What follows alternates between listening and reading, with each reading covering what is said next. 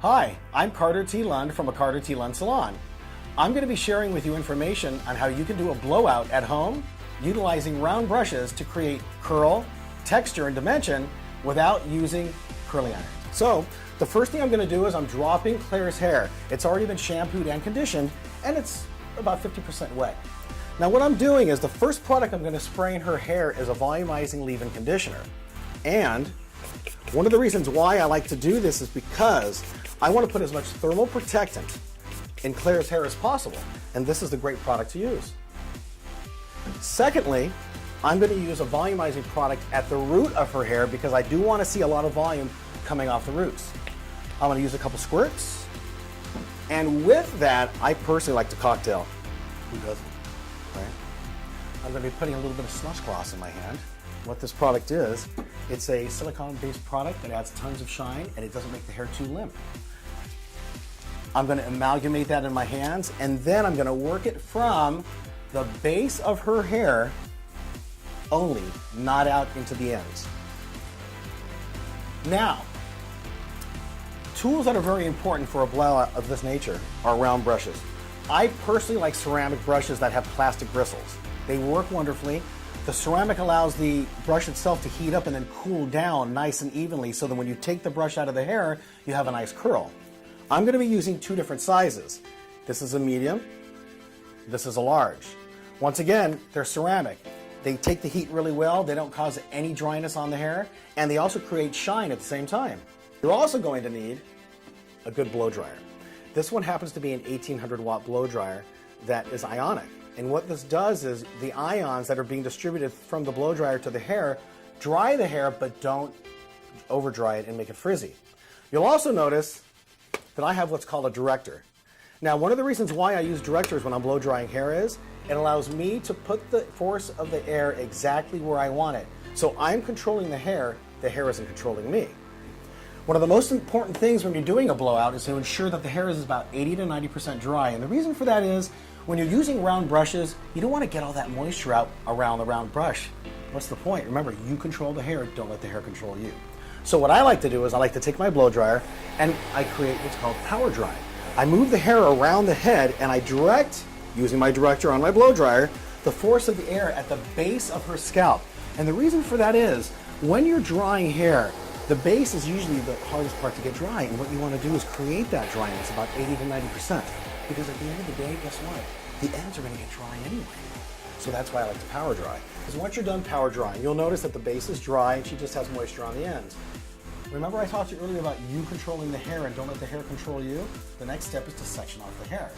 Now, depending on how comfortable you are with sectioning and how much hair you want to wrap around your round brushes, I'm going to section Claire off into 4 quadrants. Right front, right rear, left rear. And it doesn't have to be totally precise. So I'm sectioning off the last section. I'm going to turn her around so you can see that we have 4 quadrants. So I am going to start in the back, right rear quadrant.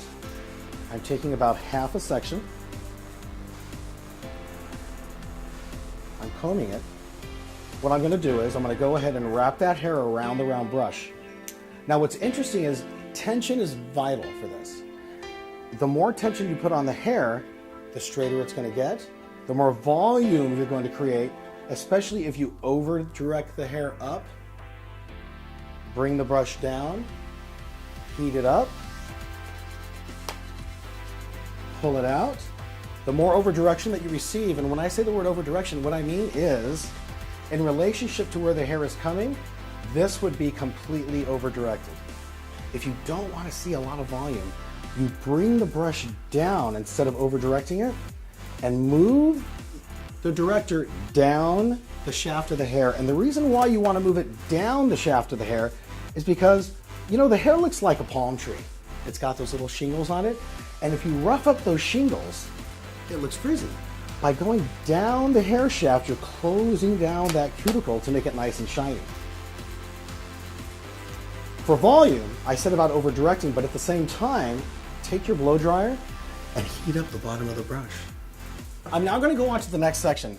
And what I've done is I've isolated and separated the top section into 2 separate ones. And the reason for that is I want to control the hair. I don't want the hair to control me. I want to create as much volume as I can. If I was to blow dry and round brush this entire section, I wouldn't be getting as much fullness as what I'm looking for. Also, when you're blow drying hair, you'll get a different effect if you're going horizontal with your round brush like I am, or if you decide you wanted something more corkscrew, blow dry it vertical.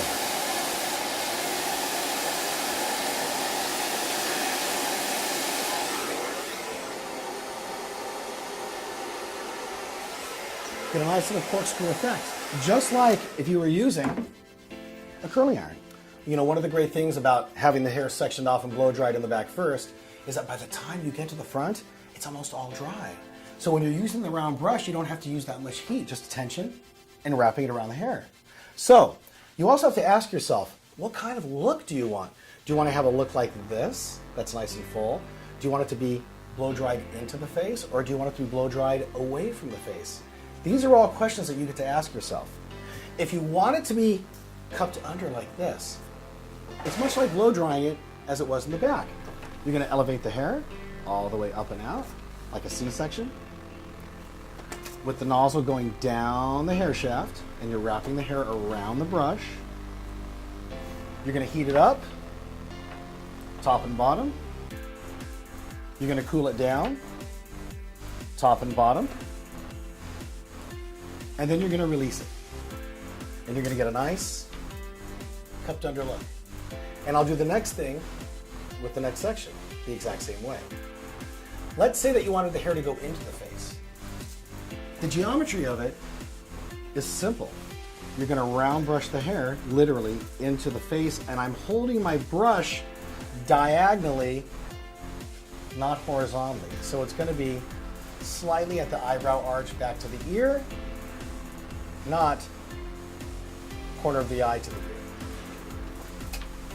And you're going to round brush that towards the face.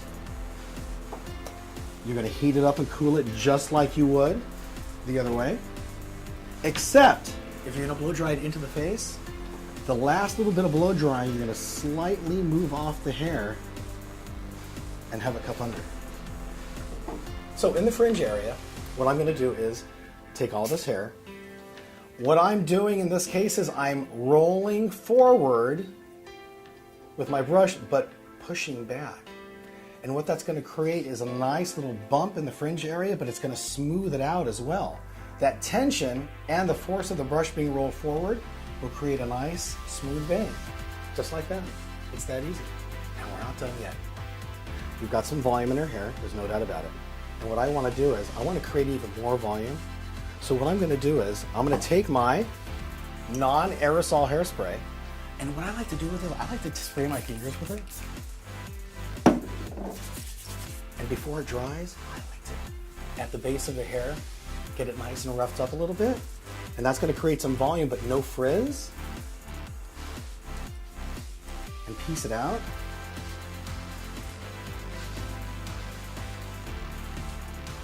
Isn't she beautiful?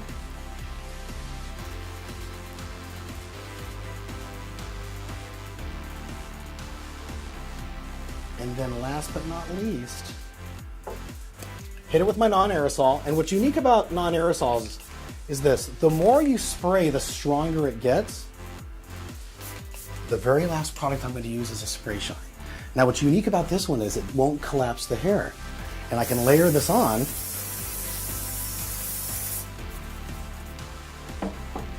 to create that nice shine, because most other spray shines make the hair go flat, and that won't happen this time. This is my model clear.